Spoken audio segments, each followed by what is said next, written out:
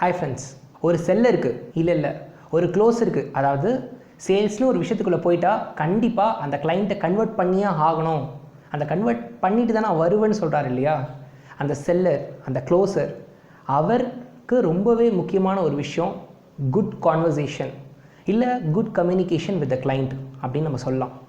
So அந்த மாதிரி client கூட கம்யூனிகேட் பண்ணும்போது 7 முக்கியமான விஷயத்தை நம்ம யூஸ் பண்ணவே கூடாது. அந்த 7 முக்கியமான விஷயங்களை தான் இந்த வீடியோவில் நம்ம பார்க்க போகிறோம். நான் உங்கள் ஆகாஷ் விக்ரம், நீங்கள் பார்த்துட்டு இருக்கிறது வையத்தலைமைக்கோள். வீடியோக்குள்ளே போகலாம். நம்பர் 1, நம்ம பேசும்போது நம்ம கிளைண்ட் கிட்ட சொல்லுவோம் honest with you, to be frank, this is real, அந்த மாதிரிலாம் சொல்லுவோம். டு பி ஃப்ராங்க், இதுதான் எங்களோட ப்ரைஸ், இதை விட கம்மியாக யாராலையும் கொடுக்க முடியாது, டு பி ஃப்ராங்க் அப்படின்னா நம்ம யூஸ் பண்ணுவோம். ஸோ அந்த மாதிரி யூஸ் பண்ணவே பண்ணாதீங்க. நான் உண்மையாக சொல்கிறேன், நான் ஃப்ராங்காக சொல்கிறேன் அப்படின்னு நீங்கள் எப்போவுமே யூஸ் பண்ணவே பண்ணாதீங்க. ஏன்னா நீங்கள் அந்த ஒரு பர்டிகுலர் விஷயத்துக்கு மட்டும் நான் உண்மையாக சொல்கிறேன், நான் ஆனஸ்ட்டாக சொல்கிறேன் அப்படின்னு சொன்னால் இது வரைக்கும் நீங்கள் பேசுறது ஆனஸ்ட் இல்லாத மாதிரி, உண்மை இல்லாத மாதிரி ஒரு தோற்றம் கொடுக்கும். யூஸ்வலாக நம்மளோட தமிழ் கான்வர்சேஷனில் நம்ம கிளைண்ட் கிட்ட பேசும்போது எப்படி யூஸ் பண்ணுவோம் அப்படின்னா, மேம் நான் உண்மையாக சொல்கிறேன் மேம், என்கிட்ட இருக்க ப்ராடக்ட் தான் பெஸ்ட் ப்ராடக்ட் அப்படின்னா நம்ம சொல்லுவோம். ஸோ அந்த மாதிரி அந்த பர்டிகுலர் விஷயத்துக்கு மட்டும் நான் உண்மையாக சொல்கிறேன் அப்படின்னு நீங்கள் சொல்கிறது அந்தளவுக்கு ஜென்யூனாக இருக்காது, நல்லா தெரியாது, கிளியராக தெரியாது. பாயிண்ட் நம்பர் 2, கஸ்டமர்கிட்ட பேசும்போது trust me ma'am, trust me sir, நீங்கள் என்னை நம்பலாம். ஒரு கிளைண்ட்டை, உங்கள் கஸ்டமரை நீங்கள் முதல் முறை பார்க்க போகிறீங்க, உங்கள் கம்பெனி அவரையே நம்ப போகிறாரு. ஸோ ஒரு கிளைண்ட் கிட்ட பேசும்போது ட்ரஸ்ட் மீ மேம் அப்படின்னு நீங்கள் சொல்லவே கூடாது. அப்போ என் கிளைண்ட்டை எப்படி என்னை நம்ப வைக்கிறது? உங்கள் ஆக்ஷன்ஸால் நம்ப வைங்க. மணி பேக் கேரண்டின்னு வாங்க. 15 நாள் பிடிச்சா யூஸ் பண்ணு, பிடிக்கலையா 15 நாள் கழிச்சு எனக்கு திருப்பி கொடுத்துரு. Money back guarantee. வேறு எப்படி ட்ரஸ்ட் கொடுக்கலாம்? நான் இதுக்கு முன்னாடி இத்தனை ப்ராஜெக்ட்ஸ் பண்ணியிருக்கேன், இத்தனை பேர் என்னோட ப்ராடக்ட் பற்றி பெஸ்ட்டாக தான் சொல்லியிருக்காங்க, கிளைண்ட் டெஸ்டிமோனியல்ஸ் காட்டி நீங்கள் உங்கள் கிளைண்ட்டுக்கு ட்ரஸ்ட் கொடுக்கலாம். இந்த மாதிரிலாம் உங்கள் கிளைண்ட்டுக்கு நீங்கள் ட்ரஸ்ட் கொடுக்கலாமே தவிர, நீங்கள் பேசும்போது மேம் நீங்கள் என்னை நம்பலாம் அப்படின்ற டேர்ம்லாம் நீங்கள் யூஸ் பண்ணாதீங்க. ஏன்னா உங்கள் கிளைண்ட் முதல்ல அவங்கள பார்க்கும்போது அவங்களுக்கு உங்களை நம்பணுன்ற அவசியமே கிடையாது. நீங்கள் எங்களை நம்புங்க அப்படின்னு நீங்கள் சொன்னால் உங்கள் கிளைண்ட் நம்பவும் போகிறதில்ல. நீங்கள் எங்களை நம்புங்கன்ற டேர்மை நீங்கள் யூஸ் பண்ணாமே இருந்தால் உங்கள் கிளைண்ட் ஒன்றும் உங்களை விட்டும் போகிறதில்ல. ஸோ வேர்ட்ஸை விட உங்கள் ட்ரஸ்ட்டை நீங்கள் ஆக்ஷனில் காட்டிங்கன்னா பெஸ்ட்டாக இருக்கும். நம்பர் 3, யூஸ்வலாக இதை நம்ம ஊரில் பயன்படுத்துகிறாங்களான்னு எனக்கு தெரியல. நம்ம ஊரில் எடுத்த உடனே ஹலோ சார், நான் XYZ பேங்க்லேருந்து கால் பண்ணியிருக்கேன், உங்களுக்கு கிரெடிட் கார்டு வேணுமா அப்படின்னு தான் நம்மளுக்கு கால் பண்ணி கேட்பாங்க. பட் நீங்கள் UK சைடில் நீங்கள் பார்த்தீங்கன்னா கால் எடுத்த உடனே hello sir, sorry for the disturbance, hello sir, sorry to father you அப்படின்வாங்க. யூஸ்வலாக நம்ம யாருமே சொல்ல மாட்டோம். பட் இதை நீங்கள் சொல்கிறவங்களா இருந்தால் இந்த விஷயம் தெரிஞ்சுக்கோங்க. எப்போவுமே நம்ம கிளைண்ட் கிட்ட நம்ம பேசும்போது நம்மளும் கிளைண்ட்டும் ஒரே மட்டத்தில் இருக்கிற மாதிரி நம்ம பேசணும். அப்படி இல்லைனா கிளைண்ட் உங்களோட வேர்ட்ஸை ஒரு முக்கியமான விஷயமாக மதிக்க மாட்டாங்க. ஒரு உதாரணத்துக்கு சொல்கிறேன், நீங்கள் உங்களுக்கு சர்வீஸோ இல்லை உங்கள் ப்ராடக்ட்டோ கொடுக்குற ஒரு கம்பெனியோட சேல்ஸ் பர்சன், ரொம்ப பேசிக் எம்ப்ளாய் கிட்ட நீங்கள் பேசுகிறீங்கன்னு வச்சுக்கோங்களேன், உங்கள் வேர்ட்ஸ் ரொம்ப திமிராக இருக்கும். நம்ம எப்படி பேசுவோம்? இப்போ எனக்கு ஒரு சர்வீஸ் ஒரு கம்பெனி கொடுக்குது, அதில் கம்பெனியோட பேசிக் எம்ப்ளாய் கிட்ட நான் பேசுகிறேன். சொல்லுங்கள் சார் எனக்கு டைம் இல்லை சார், சீக்கிரம் சொல்லுங்கள், அந்த ஆட்டிடியூடில் பேசுவேன். இதுவே அந்த கம்பெனியோட CEO கிட்ட பேசுகிறேன், அந்த கம்பெனி தான் எனக்கு சர்வீஸ் கொடுக்குது, பட் இருந்தாலும் அதோட CEO கிட்ட பேசுகிறேன், சொல்லுங்கள் சார். அதாவது நம்ம என்ன யோசிப்போம்னா, அவரோட வேல்யூபிள் டைமை நம்மளுக்காக ஸ்பெண்ட் பண்ணுறான்னு நான் யோசிப்பேன்.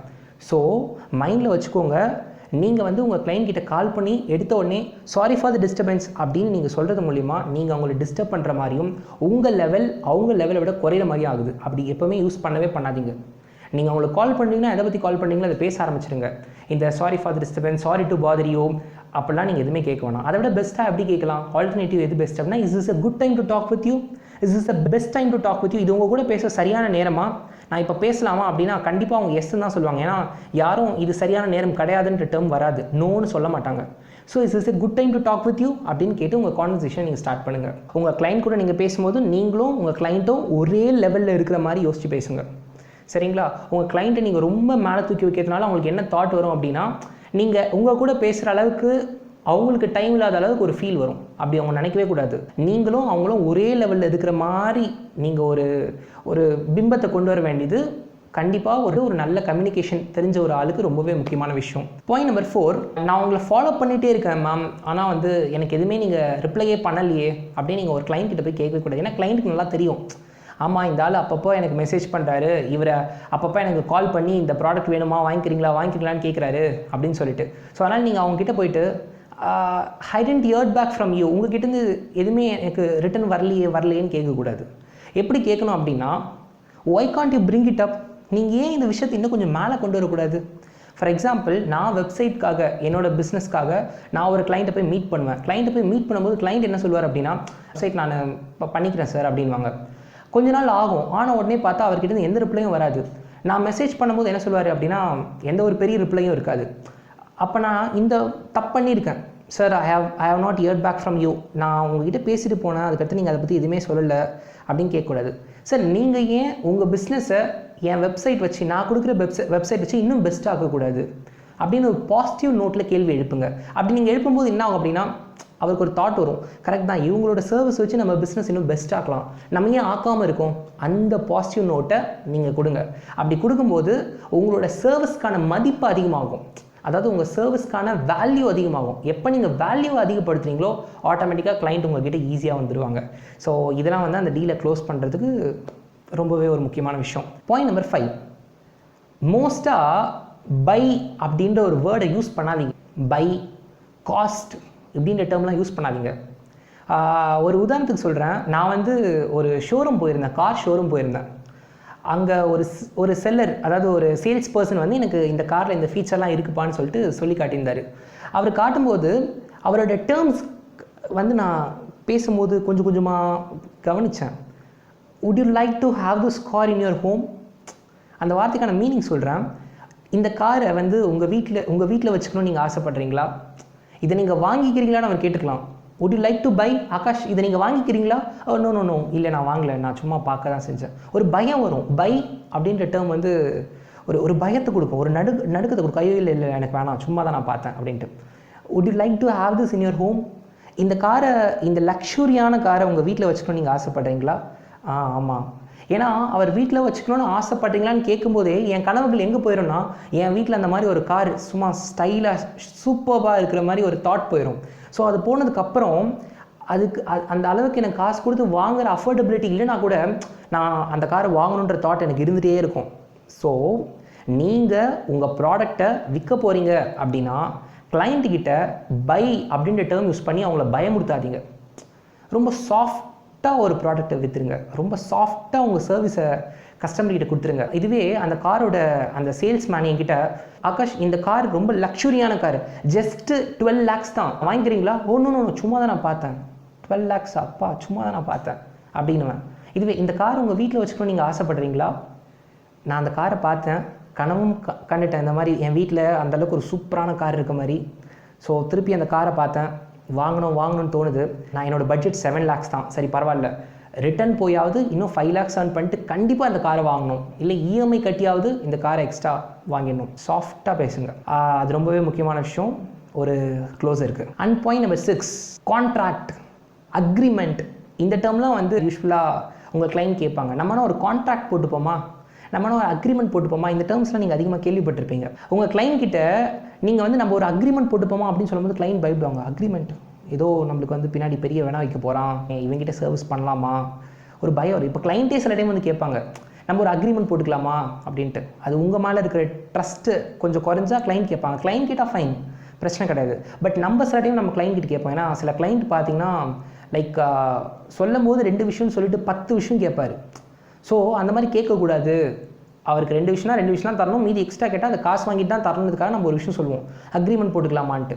அப்படி அக்ரிமெண்ட் போட்டுக்கலாமான்னு பேசாதீங்க. பேப்பர் ஒர்க் பண்ணிக்கலாமா? அக்ரிமெண்ட்னா ஒன்றும் இல்லை, இதை மட்டும் தான் நாங்கள் சொல்லியிருக்கோம், இதை மட்டும் தான் இவர் பண்ணி கொடுக்க போகிறாருன்னு அவர் சைடில் இருந்தோம், இதை மட்டும் தான் நான் பண்ணி கொடுப்பேன், இதுக்கு மேலே பண்ணி கொடுத்தா நான் எக்ஸ்ட்ரா காசு வாங்குவேன் உங்கள் சைடில் இருந்தோம். நீங்கள் 2 பேர் போடுற ஒரு விஷயம் தான் அக்ரிமெண்ட்.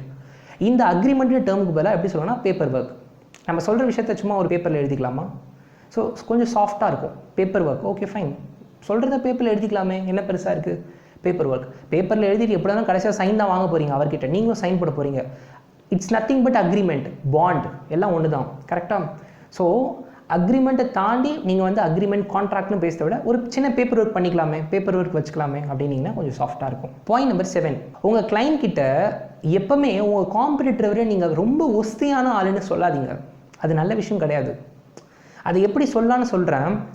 உங்கள் கிளைண்ட் கிட்ட நீங்கள் ஏன் காம்படிட்டரா, ஆமாம் அவன் குவாலிட்டியாகவே ப்ராடக்ட் தரமாட்டான், மட்டமான ஆள் அப்படின்னீங்கன்னா கிளைண்ட்டு உங்கள் மேலே வெறுப்பு வந்துடும். இவன் சும்மா சொல்கிறான்ப்பா அப்படின்ட்டு அந்த தாட் கொடுக்காதீங்க.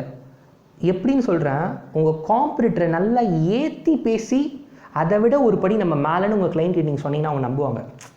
நான் எப்போவுமே என் கிளைண்ட்டை போய் பார்க்கும்போது என் காம்படிட்டர் போய் தப்பாக சொல்ல மாட்டேன். ஒரு உதாரணத்துக்கு என் கிளைண்ட் யூஸ்வலாக என்ன கேட்பாங்க, அந்த XYZ கம்பெனி இருக்குல்ல ஆகாஷ், வந்து இதை விட கம்மி காசுக்கு தராங்களே அப்படின்ட்டு. சூப்பர் கம்பெனி மேம், சீரியஸாக ரொம்ப கம்மி காசு கொடுக்குறாங்க. அண்ட் மோர் தேன் தட் வந்து அவங்களோட டேர்ம்ஸ்லாம் சூப்பராகவே இருக்கும் மேம். ஒரு 1 இயருக்கு முன்னாடி இந்த ப்ராடக்ட் ரொம்ப குவாலிட்டியாக கொடுத்துருந்தாங்க. பட் இப்போ ரீசெண்டாக ஒரு 2 மந்த்ஸாக வந்து அவங்களோட கஸ்டமர்ஸ்கிட்டேருந்து நாங்கள் சும்மா ஒரு சின்ன ஃபீட்பேக்ஸ்லாம் வாங்கினோம் எப்படின்ட்டு. ஸோ அவங்க அந்தளவுக்கு வேர்த் இல்லைன்னு சொல்கிறாங்க. லைக் மணியை குறைக்கும் போது குவாலிட்டியும் லைட்டாக குறைஞ்சிச்சுன்னு சொல்கிறாங்க. அதுதான் எங்களுக்கு, பிகாஸ் எங்கள் சைடில் நாங்கள் ஒன்றுத்தில் கன்ஃபார்மாக இருக்கும் மேம். எங்களுக்கு கஸ்டமர்ஸ் கம்மியாக இருந்தால் கூட பரவாயில்ல, பட் குவாலிட்டியில் காம்ப்ரமைஸே பண்ணக்கூடாதுன்னு நினைக்கிறோம். ஸோ அதனால் எங்களால் இந்த ப்ரைஸிங்கை குறைக்க முடியல. ஸ்டில் இதே குவாலிட்டி கொடுத்தே அவங்க ப்ரைஸிங்க்கு நாங்கள் மேட்ச் பண்ணுறதுக்கு ட்ரை பண்ணிகிட்ருக்கோம். இன்னும் கூடி சீக்கிரத்தில் அதையும் நாங்கள் அச்சீவ் பண்ணிடுவோம். இந்த மாதிரி உங்கள் கிளைண்ட் கிட்ட உங்கள் காம்படிட்டரை உடனே இருக்காதீங்க. உங்கள் காம்படிட்டரை பற்றி பெருமையாக பேசிவிட்டு, பட் அதை விட ஒரு படி மேலே தான் நாங்கள் இருக்கோன்ற மாதிரி காட்டுங்க. கம்யூனிகேஷன் இது ரொம்ப முக்கியமான விஷயம். உங்கள் காம்படிட்டரை பற்றி பேசின உடனே அவங்களாம் நல்லா தரமாட்டாங்க சார், அவங்களாம் வேஸ்ட்டு சார், அப்படி உடனே எதிர்க்காதீங்க. அது நல்ல விஷயமே கிடையாது. Okay. And more than that ஒரே ஒரு விஷயம் நல்லா ஞாபகம் வச்சுக்கோங்க, நம்மளை இன்னும் ஓடணும்னு நம்மளுக்கு கற்றுக் கொடுக்குற ஒரே ஆள் நம்மளோட காம்படிட்டர்ஸ் தான். என் காம்படிட்டர்ஸ் இருக்கிறதுனால எனக்கு என்னென்ன கற்றுத்தராங்கன்னா, ஆகாஷ் மார்க்கெட்டில் நீ இப்படி ஓடு, இதை கற்றுக்கோ, யூடியூப்பை இப்படி யூஸ் பண்ணிக்கோ, உன்னோட சோஷியல் மீடியாஸில் இப்படி அட்வர்டைஸ் பண்ணு. ஸோ என்னோட சுற்றி இருக்கிற எல்லா விஷயத்தையும் என் காம்படிட்டர்ஸ் தான் எனக்கு ஒரு எக்ஸ்டர்னல் ஃபோர்ஸாக கொஞ்சம் கொஞ்சமாக கற்றுத்தராங்க. அதனால் அவங்களை எப்போவுமே எங்கேயுமே விட்டு கொடுக்காதீங்க.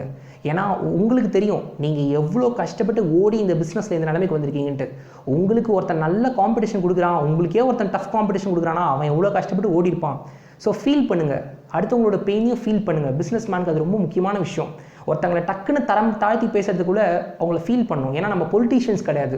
என்னன்னே தெரியாமல் எதிர்கட்சி திட்டுற அளவுக்கு ஒரு கம்பெனி பெஸ்ட்டான கம்பெனியாக பெஞ்ச் மார்க் பண்ணுங்கள். அவன் எப்படி பண்ணுறான், எப்படி அவன் கிளைண்ட்டை பிடிக்கிறான், பெஞ்ச் மார்க் பண்ணி நீங்களும் அதை ஃபாலோ பண்ணுங்கள்.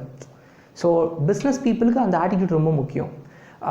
இன்றைக்கி இந்த 7 இம்பார்ட்டன்ட் திங்ஸை உங்கள் சேல்ஸ் டைமில் நீங்கள் யூஸ் பண்ணாமல் தவிர்த்திங்கன்னா கண்டிப்பாக நீங்களும் ஒரு நல்ல க்ளோஸர் ஆகலாம். உங்களோட டீலிங்ஸை ரொம்ப ஃபாஸ்ட்டாகவே க்ளோஸ் பண்ணலாம். வையத்தலைமைக்கோள், be the leader for the world. இந்த வீடியோ ரொம்ப பிடிச்சிருந்தா லைக் பண்ணுங்கள். உங்களோட பிஸ்னஸ் ஃப்ரெண்ட்ஸ்க்கு மறக்காமல் ஷேர் பண்ணுங்கள். உங்களுக்கு பயங்கரமாக யூஸ்ஃபுல்லாக இருக்கும். மற்றும் உங்களுக்கு ஏதாவது பிஸ்னஸ் சொல்யூஷன்ஸ் வேணும் அப்படின்னா கீழே கமெண்ட்டில் சொல்லுங்கள். தேங்க்யூ, பாய்.